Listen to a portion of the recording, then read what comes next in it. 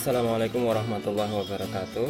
Selamat berbahagia sobat Manda sekalian. Kali ini saya akan mencoba untuk menjelaskan tentang konsep kelarutan. Materi kimia kelas 11 IPA semester genap. Baik, kelarutan jika kita lihat definisinya di beberapa buku itu kurang lebih adalah jumlah maksimum suatu zat yang dapat larut dalam suatu larutan. Ini sedikit ya, garamnya hanya sedikit. Sekarang saya coba larutkan. Kemudian saya aduk. Aduk.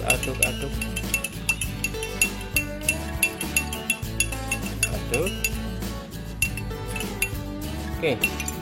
Bisa kita lihat ternyata semua garamnya tadi larut ya. Oke, sekarang saya tambahi lagi garamnya sedikit lagi. Saya tambah garamnya yang saya larutkan juga masih sedikit, seujung sendok makan saya tambahkan. Kemudian saya aduk kembali. Masih larut ya.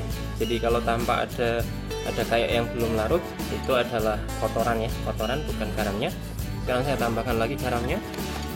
Sekarang agak banyak, masih seujung sendok makan, tapi sekarang lebih banyak dari dua yang pertama. Saya tambahkan.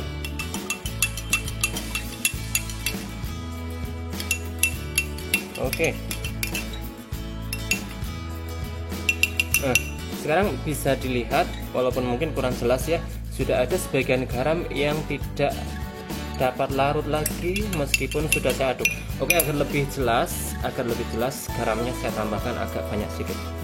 Ya, garamnya saya tambahkan agak banyak.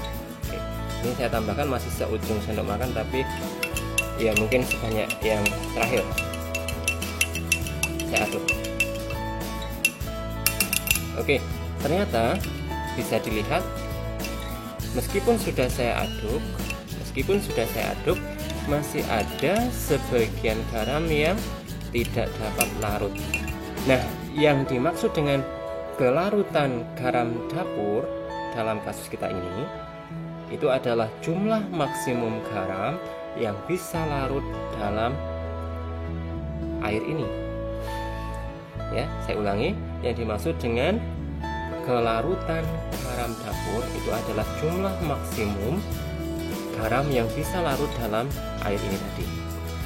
Dalam kimia, jumlah zat yang dapat larut dalam suatu larutan, jumlah zat yang dapat larut dalam suatu larutan itu dinyatakan dalam satuan molaritas.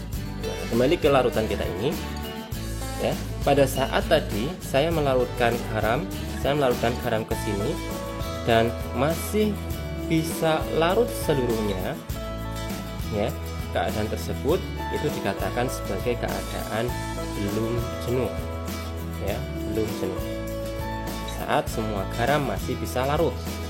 Nah, ketika sudah terdapat sebagian garam yang tidak dapat larut lagi, keadaan tersebut itu disebut dengan keadaan jenuh. Keadaan larutan tepat jenuh adalah saat jumlah garam yang dilarutkan ke air ini persis antara larut dengan akan mengendap. Itu keadaan tepat jenuh, kira-kira seperti itu. Jadi keadaan tepat jenuh adalah saat jumlah garam yang dimasukkan ke air ini itu persis di batas antara masih bisa larut dengan hendak mengendap. Itu namanya keadaan tepat jenuh.